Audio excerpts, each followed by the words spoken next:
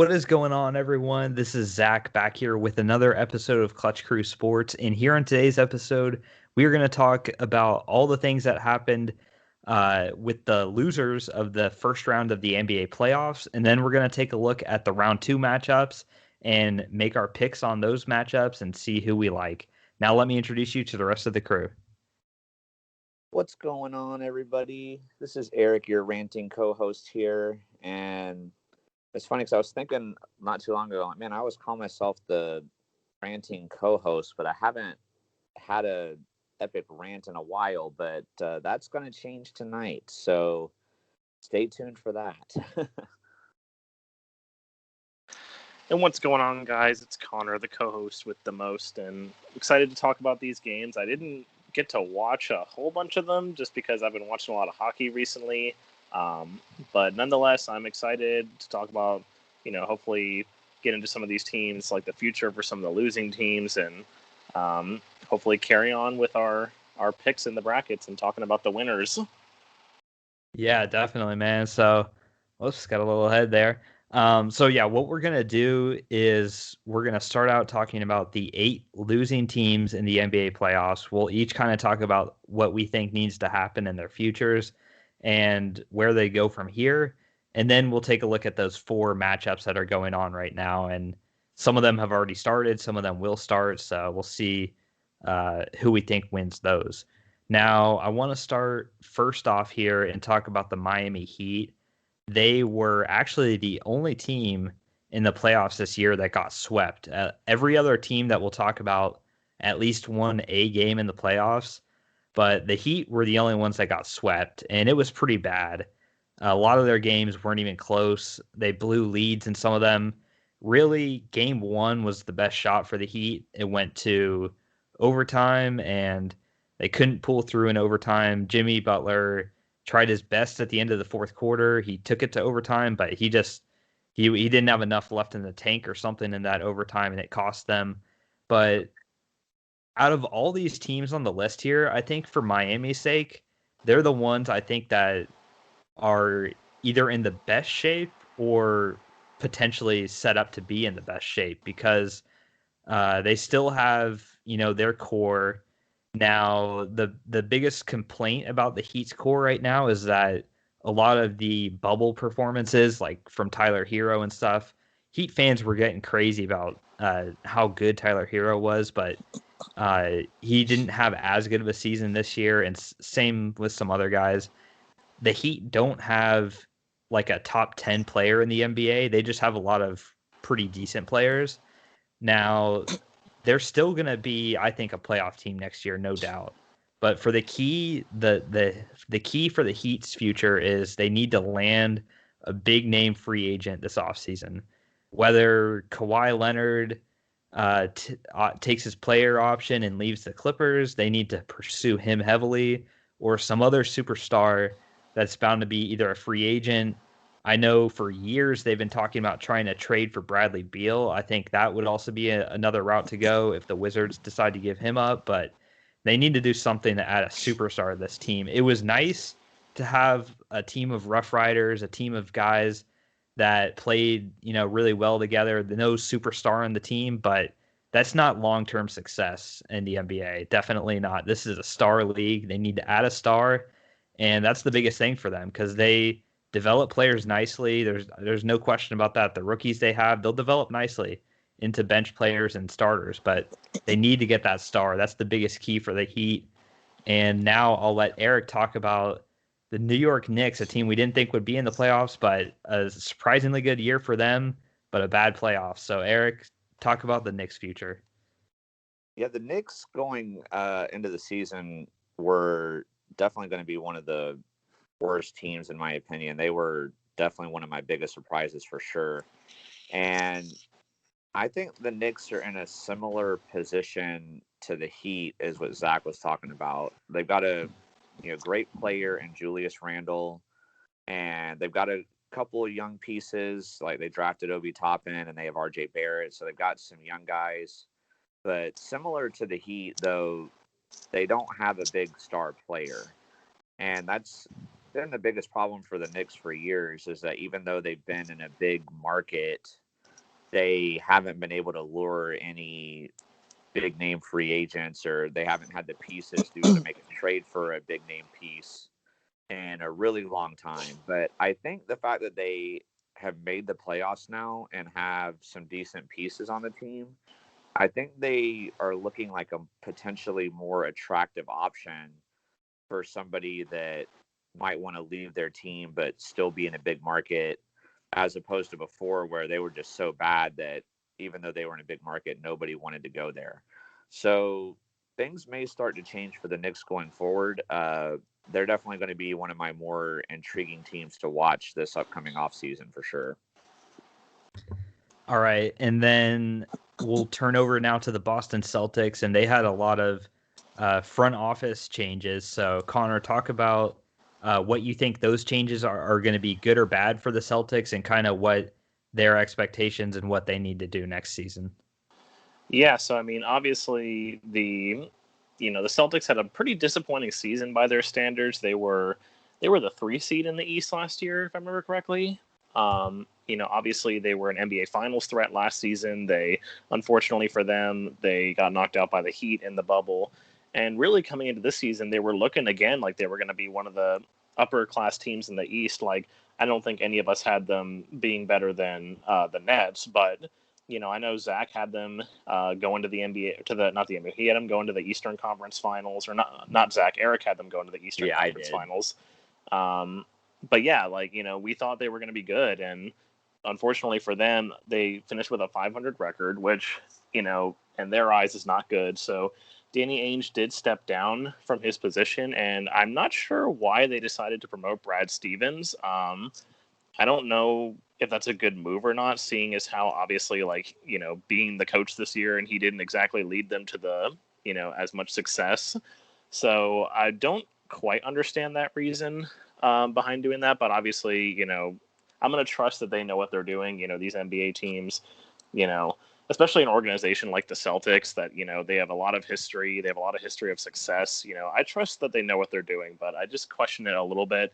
Obviously that's going to mean a new coach for next season. I'm not sure. I haven't heard anything too much about who the next coach potentially could be. I know there's obviously some other head coaching vacancies out there. Zach knows that both the Magic and the Trailblazers are going to be looking for a head coach this offseason.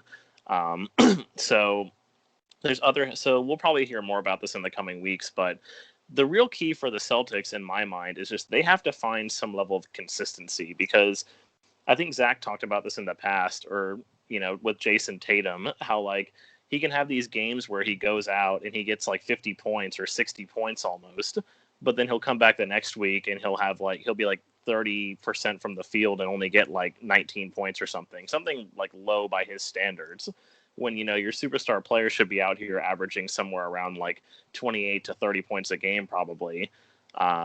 So it's really, and also Kemba Walker really hasn't been that. He's been hurt a lot. He missed almost half the season this season. Obviously some of those were him just sitting out games, but he was also injured at times during the season. He hasn't really been that successful number 2 that they were really hoping for.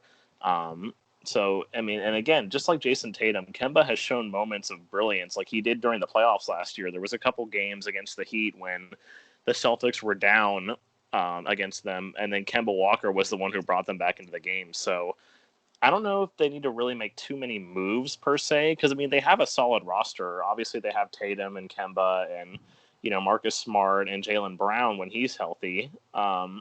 It's just they have to find consistency. I'm not sure how they're going to do it, but if they can find consistency, I could see them being, a potential spoiler in the East in the future. But, if they continue down the same path, they're just going to end up being 500 mediocre as they were this year. Yeah, for sure, man. And moving on now to the last East team we have here, the Washington Wizards. So, Eric, you'll talk about the Wizards, but what do you think is going to happen with Russell Westbrook, their head coach, Scott Brooks? He was a lot of Thunder ties to this team. So give your insight on what you think the Wizards should do. Well, my insight on what the Wizards should do is they should do whatever Bradley Beal wants to do, basically whatever he wants that would get him to stay.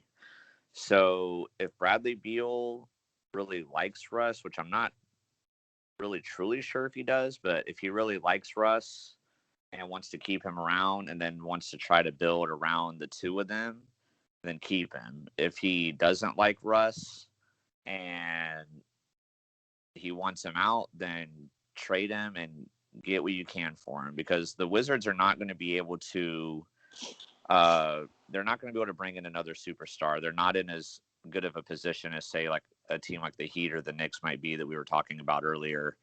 They're not going to be able to bring in any big names. So in my mind, I wouldn't trade Bradley Beal just because he's the main piece of the team, unless you just like really, really want it out and you had no other, your hands are tied and you don't have any other options.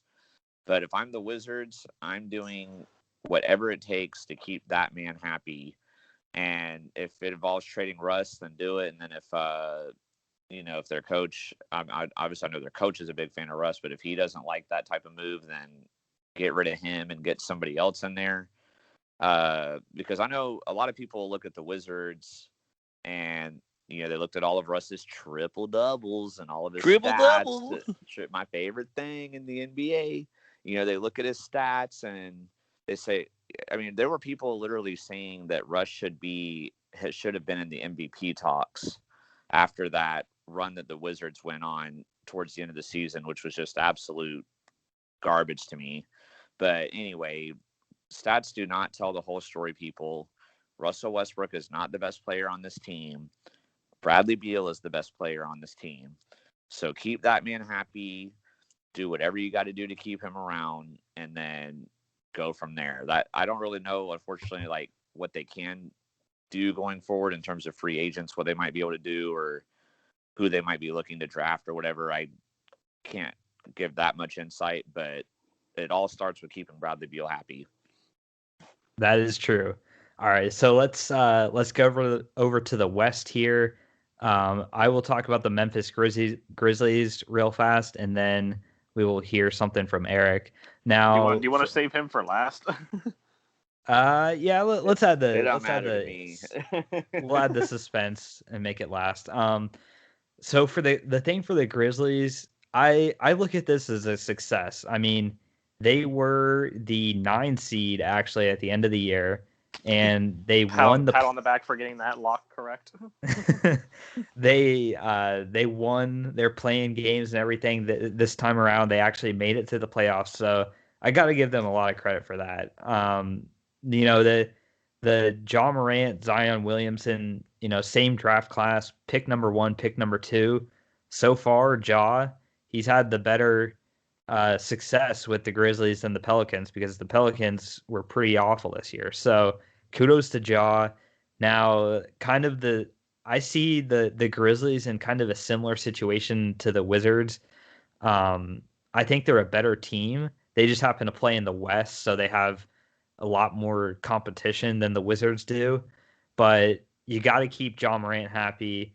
Build around Ja. That's the key for Memphis. Get guys that complement Ja, and really build around him, because he is the superstar for this team, and I think he can do really great things for him. Just build around him and understand that Memphis isn't going to the finals next year or anything, but they can improve on this, and I think it was good for them to get the playoff experience. And losing to the Jazz, there's no shame in that, especially with Donovan Mitchell coming back. But good overall season for the Grizzlies. I can't complain about them. Connor, you're going to talk about the Mavericks now, and they have not won a playoff series yet with Luka. Is that concerning to you? And what do you take away from this this series lead that they choked away by not winning a game at home to the Clippers? Yeah, I'm not so sure that I'm really concerned about Luka as a player.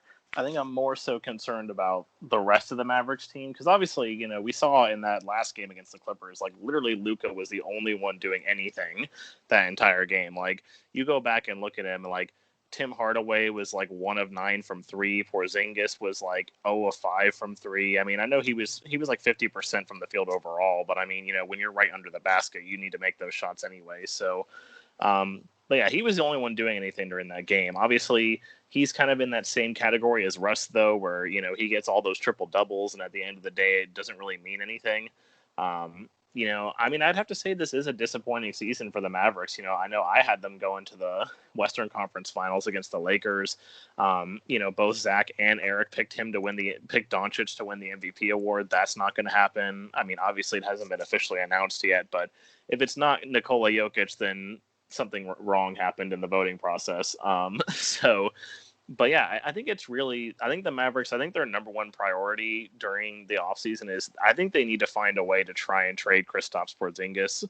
He really has been he's been hurt all the time. He's been so underwhelming for them. He had a terrible playoffs. Like I remember, if you go back and listen to the last episode or the one before the last episode when we were talking about our, X factors for each team. And I said Porzingis was going to be the X factor for this team. If he showed up, that they would advance. If he didn't show up, they'd get eliminated. And he didn't show up and they got eliminated. So, and obviously, like you said, choking away this lead. I mean, this was an interesting series. The fact that up until Game 7, the road team won every game. That's never happened before in the history of the NBA. So, in a sense, you kind of figured that the Clippers, in a way, were going to win that Game 7 because you're like, okay, someone has to win at home. But, the Mavericks didn't even put up a fight in that game for the most part. Like, they kind of just rolled over and died. Like, they were down by 8 at halftime.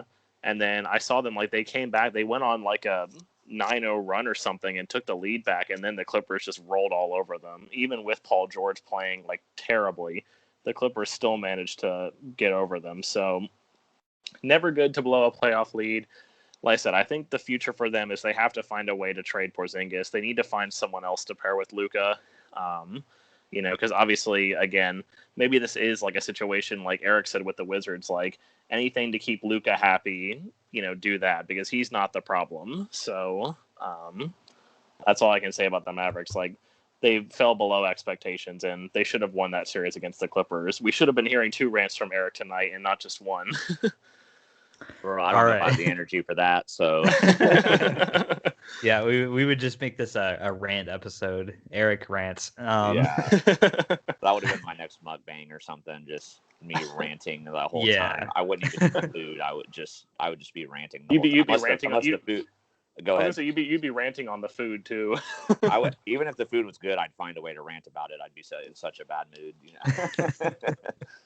Yeah, well, next, we're going to talk about the Portland Trailblazers, and I consider possibly making a rant on them, but I'm not going to because when you look at the way that they lost, that it was, Terry Stotts, their head coach, definitely deserved to be fired. Just terrible roster management with the personnel he put in the game and kept out of the game.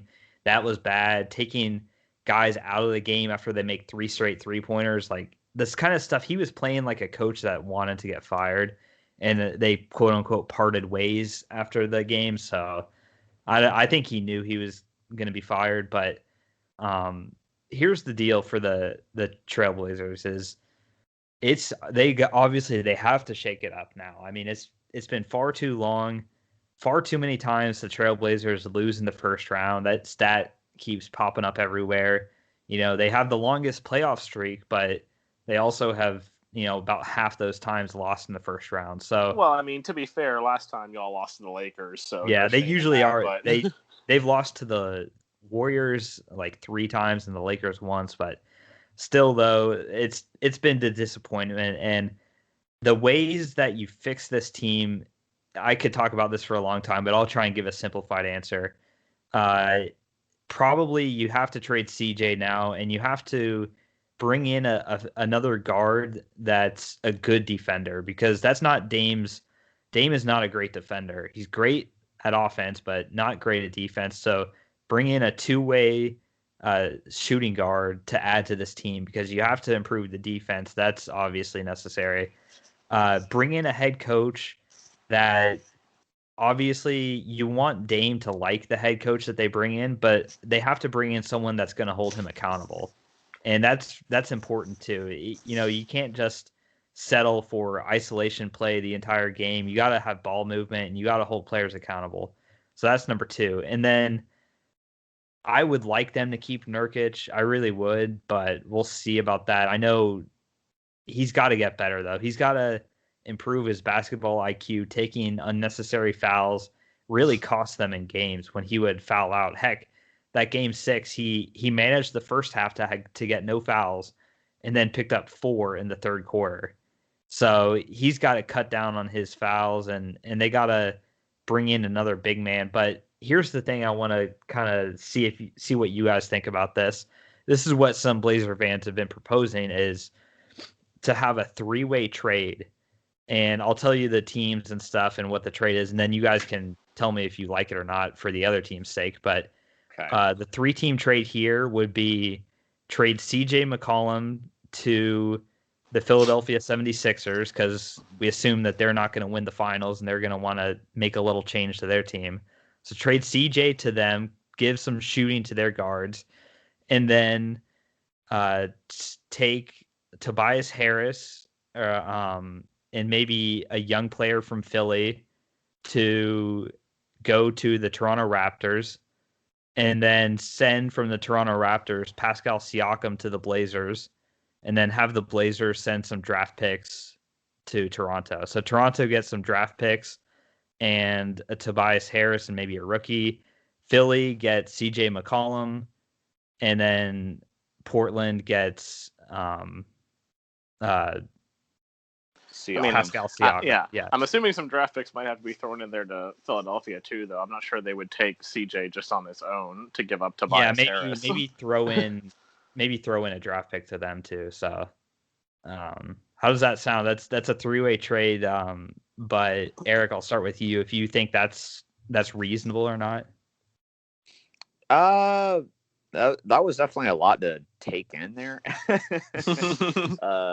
Still kind of processing that, but I think it would be fair. But the thing with the Raptors is they seem to be starting to go into like a rebuild, because they had a really bad year. They're probably going to trade Kyle Lowry, and Siakam hasn't got along well. But Siakam and Nick Nurse haven't gotten along well. So yeah, I think overall it's pretty reasonable, but I will say if I was Philly, though, I probably wouldn't do this. Like, I would rather have Tobias Harris than CJ, even if there's like draft picks involved. Like, I don't know. I feel like I would rather still have him over CJ, because if they get CJ and then lose Tobias, their defense is definitely going to get a lot worse. But I mean, they could use a shooter, so I don't think it's entirely unreasonable. But I mean, if this were to happen, though, I think it would be a good deal for Portland, because they get somebody who is a decent scorer that can also play defense. So if this happens, I definitely think Portland would get the better end of the deal for sure. And I think Toronto gets a good end of the deal, because they can if they get a lot of draft picks out of it, they can work on building their future. I just don't know if I like the deal for Philly, but but at the same time, I'm not like, oh, that's a horrible trade. You know what I mean? I think it's pretty fair. All right, Connor, are you in agreement? Yeah, I'm mostly with Eric here. Like, I think it's more so like you'd have to really convince Philly to get rid of Tobias Harris, because Tobias Harris has been, he's been a pretty good piece for them. Obviously, CJ McCollum would help them, but like Eric said, they would go down on their defense. Pascal Siakam, like, I know he is kind of like a two-way, like he's a good offensive player, but he's not like the best defender in the world. Like, he's obviously better than, some of the people that Portland has, like Enes Kanter and people like that, but he's not exactly a solution in my mind to that defensive problem. I mean, like, he's obviously a good big man, he's a good scorer, but I don't know, like, maybe if they could get that to work, then I obviously, wouldn't be against it. But I feel like, I can't name any names, but maybe they could go after a different big man, someone who's a little more defensive minded, to pair with Dame. But Like I said, if it worked out for them, I would take it. It's just Philly, like Eric said. I don't know. You'd have to offer them a lot to get rid of Tobias Harris, in my opinion. Maybe Toronto throws in Lowry or something like that. You know, they were trying to get Kyle Lowry before the trade deadline, so they're interested in I don't him. know. So I don't know. that's why I say that. The other thing about Kyle Lowry though is that like obviously the difference between during the season and after the season, like he's gonna be a year older next year. Like who's to say he's not just gonna, he's already regressing. Who's to say he's not gonna regress even more? Yeah. All right. So that was an interesting mock trade there, but now for what we've all been waiting for, we have. If you've been keeping track of the teams that we've talked about, there's one left that got eliminated, and that's the LA Lakers. So, Eric, go team that we all man. thought would be in the NBA Finals. I'm just gonna mute my mic and eat my popcorn. So feel free to add any commentary or anything if you need to. But I guess before I go on what I want to rant about, I mean, in terms of what the Lakers should do, I mean, I've got a feeling they're gonna blow this up quite a bit. I mean, I felt like a lot of their moves that they made in the last offseason were head scratchers. I mean, they won the championship pretty easily with the team that they had, so I wasn't really sure why they felt the need to bring in some people that they brought in instead and then let people that they have either walk or trade them or whatever. So I fully believe that Marc Gasol will be gone. I think Montrezl Harrell will be gone. I think Kyle Kuzma will be gone. I know Alex Caruso is a free agent. He might stay. I don't know. They might bring him back as like a reserve point guard or whatever. But I feel like a lot of the pieces not named LeBron and AD are going to be gone. Dennis Schroeder included as well. But so they're going to, but with them having obviously LeBron and AD, they have the ability to get any free agent or, make any trade that, they want to get. They'll be able to get whoever they want. So that won't be a problem for them. But as for who I think might be on their team next year, I mean, I have no idea. They're going to be a very active team, though, that's for sure. But what I want to rant about and just what I have to get off of my chest, and I really did not think going into this playoffs that this would come up. I mean, my whole focus going into this playoffs was the Clippers because I had predicted them last year to get so far, and then they didn't, and I was really upset about it. And then this year I predicted them. I was giving them a chance, and it looked like when they were down 2-0 to the Mavericks and then down pretty big at the beginning of game 3, I thought for sure that rant was incoming. But the Clippers managed to pull it out. They've avoided a rant for now, at least. But what's really bothering me is this man, LeBron James. So, shocker, I don't like him.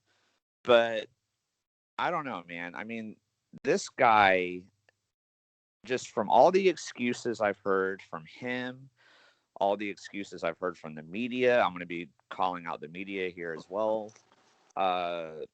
It just pisses me off, man. It just really upsets me because, first of all, when the Lakers were about to win game 3, they were up big. AD was killing it for them. And the Lakers, they got pretty cocky during that game. I don't know if you guys saw it, but anybody that watched... I typically don't watch blowout NBA games when it gets to that point, to be honest. But it wasn't like a blowout, but it was near the end of the game, and it was looking pretty obvious that the Lakers were going to win. And LeBron had his back to the basket, and Jay Crowder was on him, and then all the Lakers players were doing the same thing, and they were imitating the moves. And Jay Crowder did play a pretty bad defense on this play, but then LeBron got an easy bucket, and then the Lakers were players were on the court, and just they just got so ridiculous with them. They were all happy, and it was oh yeah, we're gonna win. And honestly, it looked like the Lakers were on a clear path to an easy 4-1 series win over the Suns. But then AD got hurt, and that changed the complexion of the series completely. And just what really blew my mind was, first of all, in Game 5, when LeBron James walked off the court with 6 minutes left in the game. Like, are you kidding me, dude? You're just going to walk out on your team like that. I don't think Michael Jordan or Kobe Bryant would ever have done that if they were in that situation. Maybe they wouldn't have been in the game. Maybe the coach would have been like, okay, this one's over. We're going to take the L and move on to the next game. But they would have stayed out on the court at least. That was, honestly, I didn't see it when it happened because, like Zach said, sometimes when games are big blowouts, I don't watch them. But so I had kind of stopped watching that game, but I saw it later, and that really frustrated me. But then I was thinking to myself, okay, come game 6, this man has a chance to redeem himself. He can go out there, even if AD doesn't play, which he only played the first few minutes and got re-injured. I don't even know why they had AD out there, to be totally honest, because he didn't look good at all. I thought that was a terrible decision. But anyway, getting back to LeBron, I mean, this man did nothing in game 6 but cry to the officials, not get back on defense, not even helping on defense. Like, I would watch him stand in the corner, and then somebody more at the top of the key would drive his direction, and he wouldn't even stick. He couldn't even be bothered to stick a hand out and try to at least maybe swipe the ball or not draw a double team or anything. Just stand there. And then I watched this man just play it up to the cameras. And I saw people on Twitter, and they bought this. They fell for it. But guess who's not falling for it? Me. This man freaking sat there on the bench, huffing and puffing.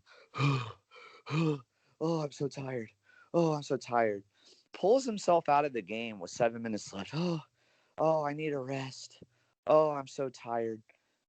Bro, how can you be tired when the whole game you stand around on offense and wait for someone to come off a screen and pass the ball to them for a score, so you can get your assists, so you can get your numbers. And then on defense, you trot back, even when it's a fast break or anything, you just trot back. You're barely jogging back on defense. And then you go and stand in the low block and guard the guy in the corner. And, then whenever there is a miss and you collect your rebound, so you're getting another stat, putting in zero effort. How can you be so tired to where you have to be pulled out of the game? I'm sorry, I'm not buying that. And then what I also didn't like was he was just so timid throughout the whole game, barely taking shots, barely driving to the basket. I mean, let me ask you guys this. Do you think in a down 3-2 elimination game, do you think that Michael Jordan or Kobe Bryant would have only taken 10 shots in the first half of the game? They probably would have taken 30 No, each. definitely not. Definitely not Kobe. I wasn't around to watch MJ, obviously, but I would have said no from what I've seen. Oh yeah, No, no. yeah. I was like with Zach. I wasn't around to watch MJ, but yeah, Kobe would have taken over 20, guaranteed. And the thing about MJ, because I watched him more, obviously, I'm older than y'all. I saw him more than y'all did. Obviously, you can only see highlights and stuff, but I did see some of his games. And what he would do, he might be a little bit of a distributor, pass the ball here, but if the teammates start missing the shots, MJ was going to say, okay, give me the ball and I'm going to go score the points. I don't care if I get triple teamed. I'm at least going to get to the foul line, or I'm going to try. I'm not going to just sit here and stand at the top of the 3-point line and wait for someone to come open and pass them the ball and hope that they make the shot and not try. Oh yeah, he'd be taking contested shots. I used to see Kobe. He would take contested threes all over the place, just to because no one else was hitting, so he had to try. And he'd knock him down most of the time too. That's the crazy thing. But okay, at least taking contested shots, even if you have to. Whereas, like you said, LeBron, he wouldn't take any shots unless it was the easiest thing possible, shots that I could have made probably. Yeah, if he was wide open for 3, he would shoot it or something. But this man was just passing the ball, pass. Got to get my assists. Okay, on the defensive end, I'm not going to play defense because I got to get my rebounds. Because guess what I saw all over Twitter? well, 29, 7, and 8. I mean, what else do you want him to do? He almost got a triple-double. Did you see how tired he was? He was trying so hard. Like, we didn't watch the same game that I watched because I watched him stand around. I watched him every time when he would try to drive to the basket. The few times he did do it, when he would drive to the basket, thinking he got fouled, just stand there and yell at the ref and not get back on defense. He did that so many times. That yell flop thing that he does when he goes up for a layup and he tries to draw contact. He goes, "Hey!" Like, yells out really loud. Like, yeah, like, he doesn't just flop physically, he flops verbally too. So he was doing that the whole game. So he played like absolute garbage in games 5 and 6. And I didn't necessarily expect them to win without AD, but if you're really the greatest of all time, LeBron, you should have gone out there and left it all on the court. Even if MJ or Kobe would have lost in that situation, nobody could say that they didn't give 120% effort. Nobody could say they didn't leave it all out on the court, blood, sweat, tears, and all. But LeBron, it was just like he couldn't be bothered to care, and that upsets me. And when my teams lose, unless there's just like a ridiculous thing from the refs or something, or just something like absolute ridiculous happens, like say like when my Thunder lost to the Blazers that playoff series when Dame hit that like almost half court 3 over Paul George, just like ridiculous. Okay, man, like there wasn't anything we could do there. We lost. But when my teams lose, like I hold my teams accountable, because even when the Jaguars lost in the AFC Championship to the Patriots, there was the whole thing where, Miles Jack wasn't down with the refs. And obviously I was upset about that because we all know he wasn't down. But now we weren't doing the podcast back then, but Zach would tell you that I blamed the Jaguars coaches for the loss because they got so conservative in the second half. If they had been doing the same things they were doing in the first half, the whole Miles Jack wasn't down thing wouldn't have even mattered. Like, we would have won that game easily. You would have still had like a 20-point lead. Yeah. Instead of the game being close, like we would have won by like 21 instead of 14. That would have been the difference between that call. So I hold my teams accountable. And the fact that like none of these, I know some LeBron fans that realize this, but it's like the extreme Bron fans, like the Bron sexuals, they call them. Like, those people I know what you're talking about. They're not holding him accountable. This is why I can't even get on Twitter, dude, because this stuff gets so toxic. When I see these excuses, it just like it fires me up so bad.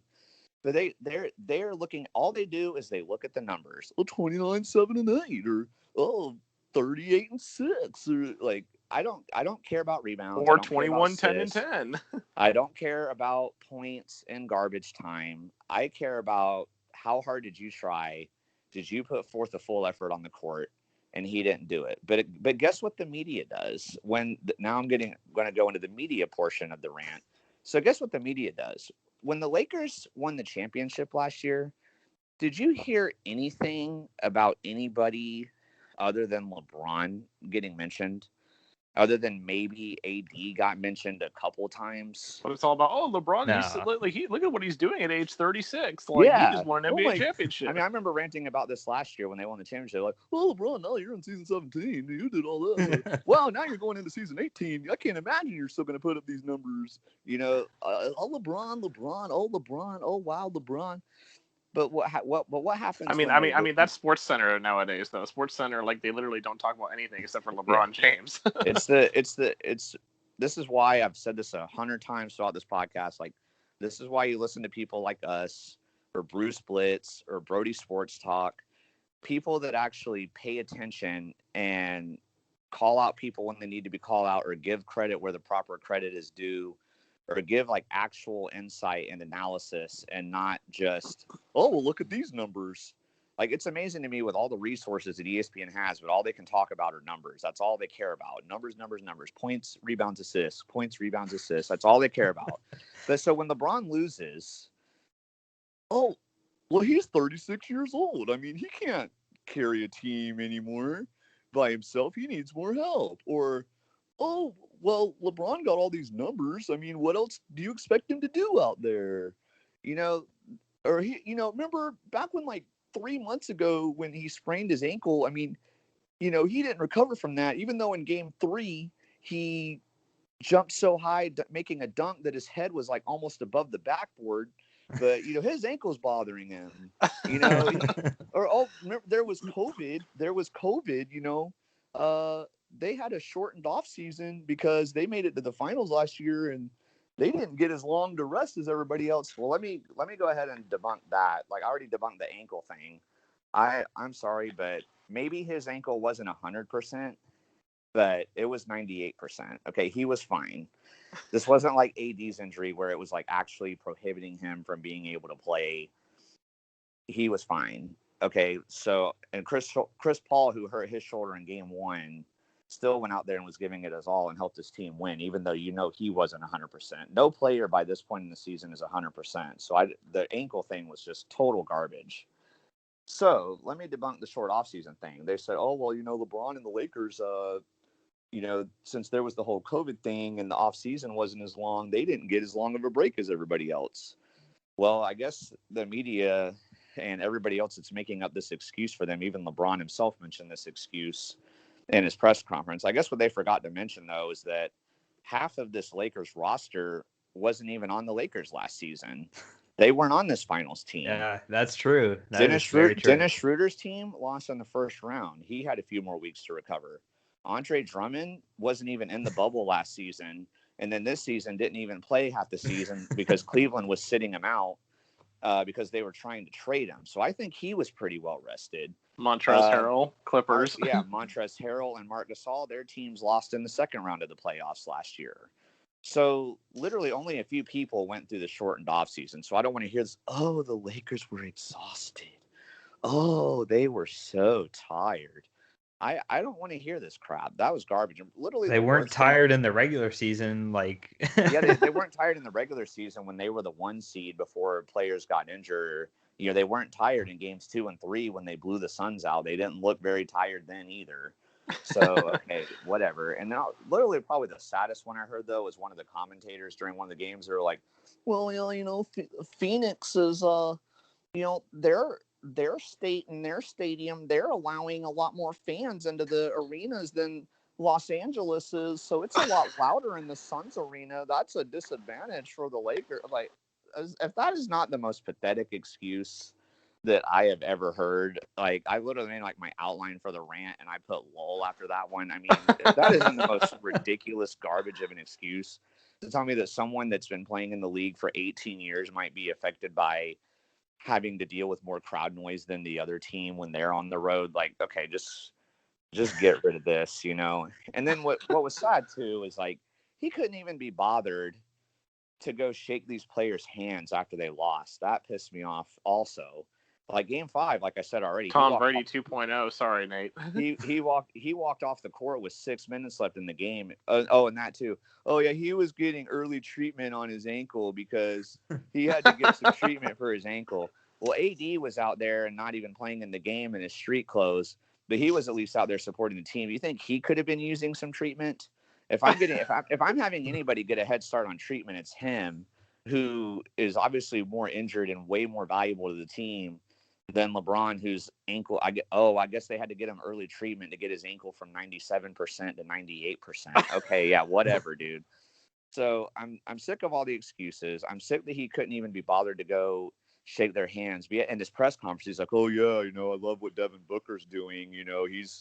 He's being a really great contributor for the Suns, and I love his game, and really love that guy. But yet you couldn't go shake his hand after the game. Or Chris Paul, who's one of your best friends, you couldn't even go and shake his hand. Like, probably congratulated him over text. Yeah, I mean, seriously, dude. Like, even when like Connor, Zach, and I, like, we have like a Madden and 2K franchise and stuff that we do, and like we'll have some games that get pretty heated from time to time. But even if like whichever one of us loses, even if we're really pissed off, like, we still tell the other one good game, and then within like the next few minutes we're like playing Fall Guys or playing another game together, and like we move on with our lives. At least we're still respectable with each other, and we still love each other and care about each other. We're not like, oh, I can't even be bothered to congratulate you on your win. Like, forget you, dude. Like, you know what I mean? Like, I never want to play Madden with you ever again. Yeah, like, exactly, dude. Like, so it just, bothers me. And one more point I had to make. Sadly, I didn't think I was going to rant on Magic Johnson, but I even have to I even have to throw him in here because this man was talking about my boy Dennis Schroeder. Okay, everybody that was on the Thunder in that 2020 season when we were supposed to be the literal worst team in the NBA made the playoffs, even though my team traded them all away or let them all walk in free agency, like I still respect them all and like I root for them even if they're on a team I don't like I still want them to do good. It was really weird watching Schroeder and Chris Paul going at it. I'm like, man, they were literally both on my team last year. Yeah. But this man, Magic Johnson, calls out my boy Dennis Schroeder and is like, oh, yeah, he doesn't have the heart to be a Laker. He doesn't have the competitive fire to be a Laker. If the team resigns him, that's cool, I guess. But I just don't think he should be a Laker, all this stuff. Well, Magic Johnson, did you watch Game 6 of the playoffs? Did you see that lack of competitive fire from LeBron James? Now I will say Dennis Schroeder had a god-awful Game 5. I'm not going to sit here and try and defend, that 0 of 9 performance, and I'm not going to try and defend that. But in Game 6, in the elimination game, you want Magic Johnson, I guess, like I said, you weren't watching the game because you want to know a big reason why the Lakers got back in that game when they were down by 20, 30 points. It's because Dennis Schroeder was actually giving an effort on defense and forcing bad shots, which then led to rebounds to points on the other end, or forced turnovers, which led to points on the other end, and was making a much higher percentage of his shots than LeBron was. But you're going to say that this man who literally put it all on the court and tried to get the Lakers back in the game, even though he probably won't be on the team next season, he could have just been like, well, I'm not going to be here next year anyway. Screw it. I'm just going to quit, whatever. But he still tried to get his team the dub and tried to get the Lakers back in the game, unlike LeBron. But you're going to say that he doesn't have the competitive fire to be a Laker? I don't think so, dude. I hope Schroeder leaves the Lakers because I hate the Lakers anyway. So my boy Schroeder deserves to be somewhere else. And yeah, okay. Time for Eric to take a chill pill. All right, Eric. Man. I'm gonna let y'all. That might be the longest rant I've ever done, but I had to get all that off my chest. But I'm gonna hand the mic over to you guys and go get. Hey, some it's water. all good. That was a terrific rant. I'll give you credit, man. That was a Yeah. Great. Now, could you imagine if the Clippers had lost to the Mavericks? Next week, guys, tune in to Clutch Crew Sports. Especially if it was like a sweep like we thought it was going to be. Yeah. Oh man, if they had got swept by the Mavericks, at least with them, if they had lost in 7, okay, that might not have been quite as bad. But yeah, if they'd gotten swept, what it was looking like, I would have been like flames would have been coming out of my eardrums, dude. Okay, I'll be back. All right, good stuff, man. Good stuff. All right, so let's go ahead and end the show talking about the current NBA playoff matchups. So we'll start in the East, and we have the Hawks 76ers in the 1-5 matchup here. So originally pre-series, Eric and I took Philly. Connor took the Hawks. Now the crazy thing about this is Embiid, who got hurt in the Washington series, he's back to playing, and he actually played pretty well for him in Game 1. I was kind of speaking of Game 1, by the way, if you guys haven't heard, the Hawks are up 1-0 as we are recording this. But his Game 1, he played really well, and the team got blown out in the first half, and somehow I looked up at the scores and I was like, holy crap, it's only a 2-point game in the final seconds. And then the Hawks made some free throws or whatnot. But this was a wild game. For the 76ers' sake, though, I'll say their comeback that they made in the second half of the game, it was the complete opposite of what Eric just talked about LeBron. They got back into the game, and I give them a lot of credit for that, and I think that's going to serve them well going forward. Now, obviously, Game 2 at home is a must-win to tie the series, but I still think the 76ers can win the series here, and they're going to have to, I think, what they need to really do, because the Sixers are a great defensive team. I mean, they really, that's their strength is defense. They are going to have to just bully Trae Young, just bully him, get physical, and and make the other Hawks beat them. And the other Hawks are good too. I'll give the other Hawks credit, but Trae Young, obviously the best player. You have to get physical, bully him, and then your offense will come. The Sixers offense, I think, will come, but they just got to play way better defense. I think they're capable of that. But Connor, pre-series, you took the Hawks, so tell me what you liked from Game 1 and how you're feeling about them moving forward. Yeah, I mean, this is kind of similar to me, like, with their matchup against the Knicks, right? I think there was, in terms of that, the Hawks have proven that they can do it and that the Sixers are beatable. I mean, truth be told, the reason when we did this, like, way back when, before the playoffs even started, the reason why I picked the Hawks is because the Sixers are choke artists. So, I figured they wouldn't, I figured they'd find some way to screw this up. Like, obviously, if they get past this and they end up playing the Nets, like, we're all going to pick the Nets because the Nets are just a better team. But, I figured that, okay, the Hawks have a chance, especially after seeing, like, how, I know Julius Randle had a pretty bad series, but I mean, not all of that could be attributed to his, like, just him being bad. The Hawks played pretty good defense in that series. And if they can shut down Julius Randle, I mean, obviously this Sixers team has a lot more weapons with it, with Embiid. Capella's going to have to really do some work with Embiid, but, Embiid and Simmons and Harris, but they proved they can do it. And it's with their, Trae Young had a great first game. Bogdanovich was hitting some good shots. John Collins especially had a really big game for them. So I don't know. It's like, again, maybe they found this formula. They got that first win on the road. That's always really important, because now the home court advantage shifts to the Hawks since they already got that win on the road. I expect the Sixers will probably come out and win Game 2.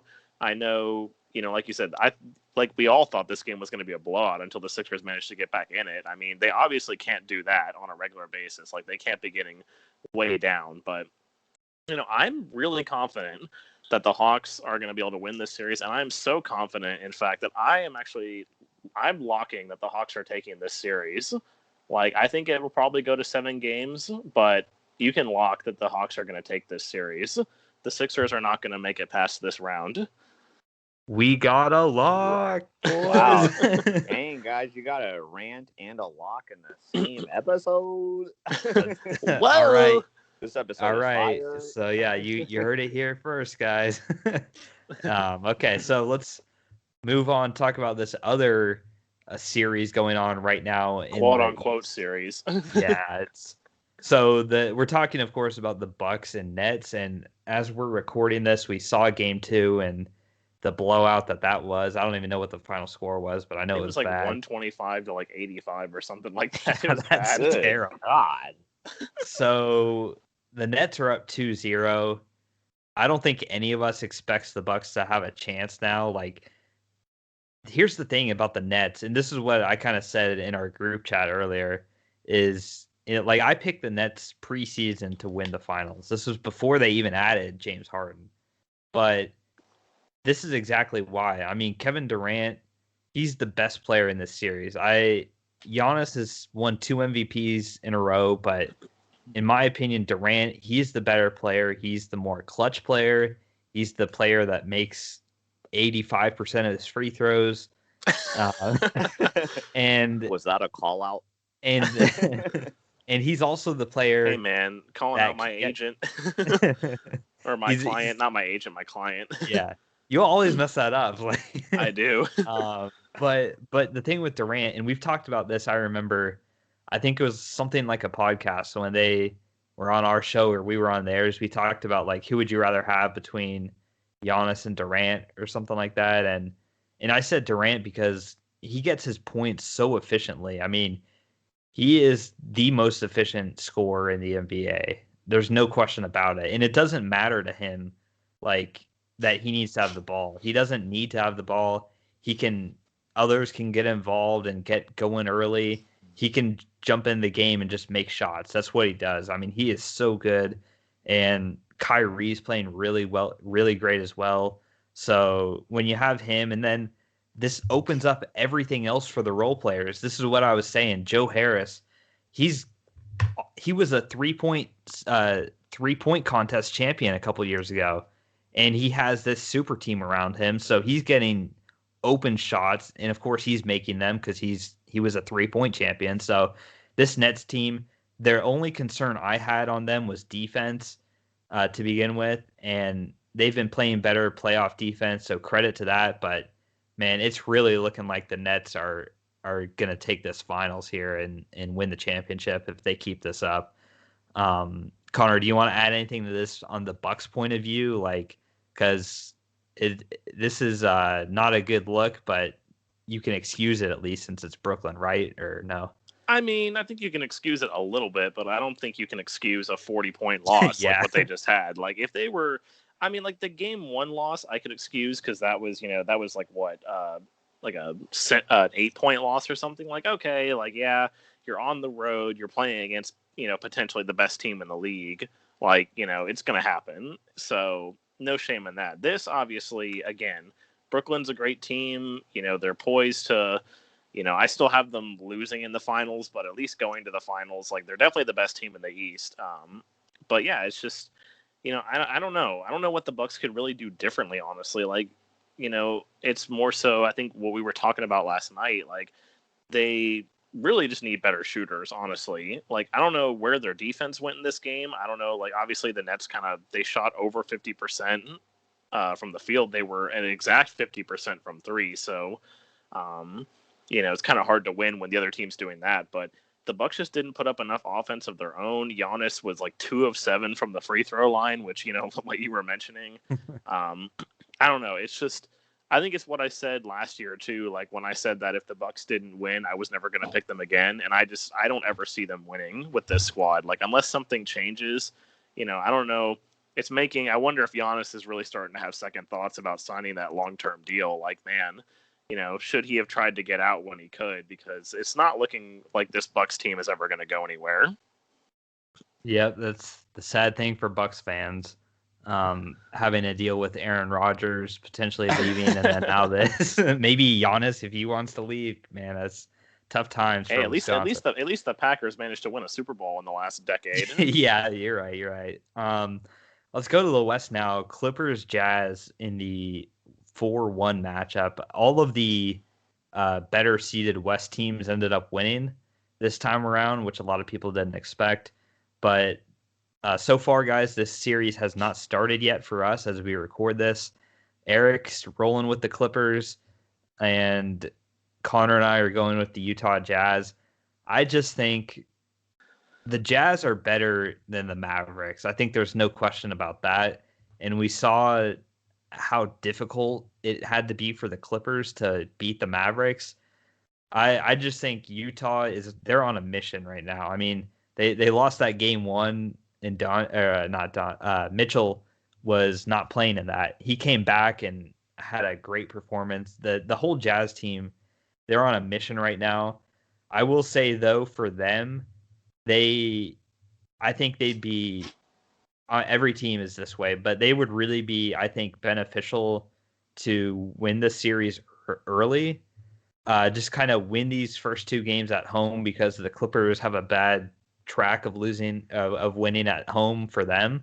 So win these early games, get up in the series like 3-1 after the first 4 games if they can, and then that would be ideal. Close it out game 5 at home, because that's the thing about the Jazz is they have a real home court advantage. I mean, their fans are some of the loudest fans in the NBA. They always have a great home record. So between them having the home court advantage, the Clippers typically being bad at home, and I still just really don't trust Paul George, and Eric can talk about him maybe for a second. Pandemic P, yeah. So I'm rolling with the Jazz on this one. I feel pretty safe about this. I'm not going to lock it like Connor did earlier, but yeah, I'm feeling pretty good about the Jazz in this series. Eric, tell me why I'm wrong. Why'd you pick the Clippers? And I guess what are we going to expect to hear if the Clippers do lose this series? I mean, it's all going to, if they do lose, it's going to depend on how well or not well they do during the series. I mean, if they go out and get swept or something, then another incoming rant for sure. I mean, but if they go out and lose in 7 and it Mitchell hits a buzzer beater 3 to win Game 7 or something like that. Okay, I can give him more slack obviously if that happens. So it's all going to depend on exactly how the series plays out. And I do think the Clippers are going to lose Game 1. I mean, I think the Jazz they've had an advantage getting a lot more rest, whereas the Clippers had to go 7 games with the Mavs. But I do think the Clippers can come back after the first game, though, if they do lose Game 1. While Paul George, as we talked about earlier, may have mentioned earlier, he had a really horrible Game 7, but he actually did play fairly well in most of the games against the Mavericks. And Kawhi had a couple off games, but he played pretty well for the most part. So they're gonna have to both click together, though, if they're gonna beat the Jazz. They can't constantly one of them be having an off night, and they definitely can't have times where if they both have an off night, because then that'll definitely be game over. But I trust the other players that the Clippers have. Reggie Jackson was doing pretty well for them. I was impressed by how he played, and surprisingly, Nick Batum was playing pretty well. I know that's shocking. Nick for Bum. Us. We always call him Nick Bum. I was Connor's shocked. favorite player. I was shocked when Ty Lue put him in the starting lineup, making adjustments, but it ended up being a good move having him in there over Zubac, because Zubac was getting torched on pick and rolls off of Luka, whereas Luka wasn't quite as successful with that when Bum was in there. I'll still call him Bum anyway. But so some of the Clippers players, were playing better, even though they don't have Serge Ibaka, which I would like their chances a lot better if they had him. But I do still think they have a pretty good chance to win. This is another one I predicted this one to go in 7. I predicted the Clippers in 7. So I think I'm not as confident as Connor was with the Hawks over the Sixers, where I'm going to lock this. I'm not that confident, but I picked them earlier and I'm sticking with them. I'm going to believe in them for now.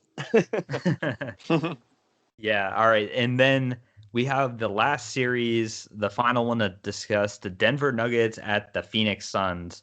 So in our picks beforehand, Connor taking the Denver Nuggets, Eric and I going with the Suns. And I'll speak for the Suns here.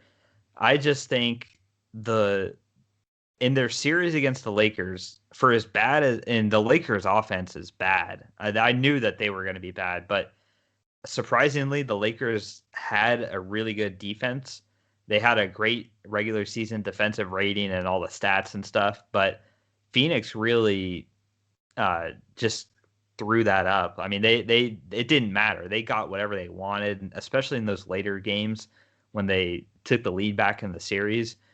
They're just firing on all cylinders. I mean, Devin Booker was incredible. And here's the thing about the Nuggets, which gives the Suns a much bigger advantage than the Blazers had on them, is they've got obviously they have a great head coach, but also too their center DeAndre Ayton. He's been playing really, really well, and he's going to give Jokic. Jokic has talked well about him before. He said he's talked about how good DeAndre Ayton is. So I expect Ayton, he's the X factor for sure for the Suns. I think this time around, DeAndre Ayton, he's got to play Jokic, but I think he'll do fairly well against Jokic, and that's why I'm going with the Suns. Devin Booker will get his, and I just don't think the Nuggets can keep this up. Their 3-point shooting that they had with Michael Porter Jr. shooting out of his mind, Austin Rivers, Campazzo of all people.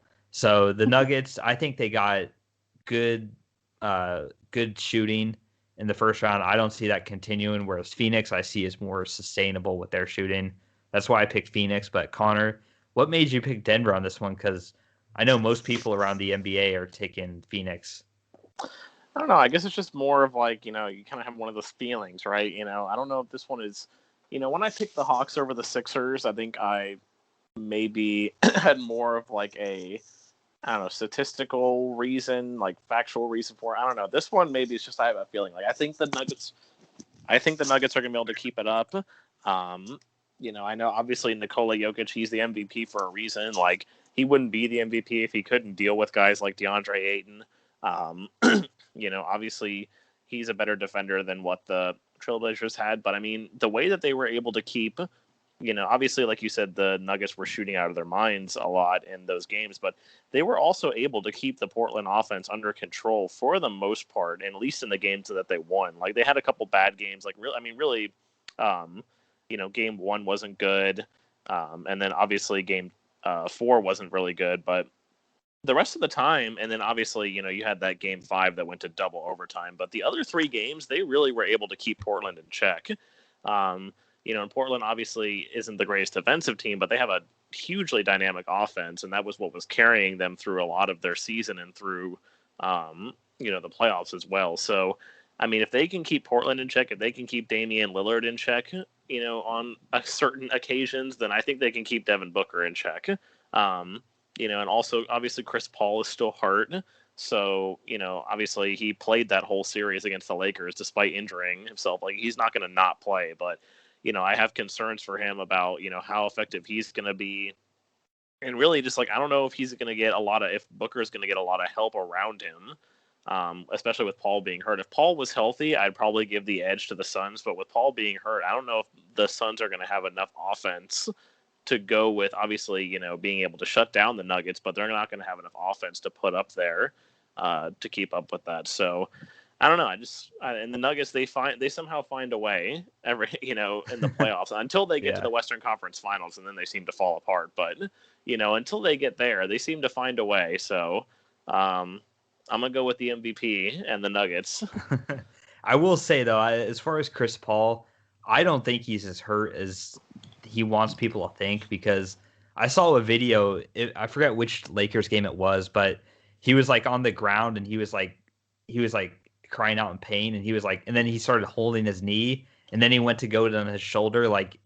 People were saying oh, Chris Paul forgot to say it was a shoulder injury, not a knee injury. Because it looked like he was trying to act oh, my knee, but then, oh wait, it's the shoulder. But so and the fact that he did play those games too gives me confidence for him. I think with Paul, a lot of times he makes it look bad, but he still can play. And that first game that he played in the Lakers series, he definitely, something was up with him, but I think he's gotten better as it went on. So that's going to wrap things up, guys. Those are the final words of this episode. We will be back next week to talk about how these games have been going, and it should be a lot of fun to see where these series end up going. Comment below if you're watching on YouTube, or send us a message on Twitter at Clutch Crew Sport. Tweet to us who you think wins these series and these games. We would love to hear from you. And until then, guys, remember, be clutch. Bye. Peace.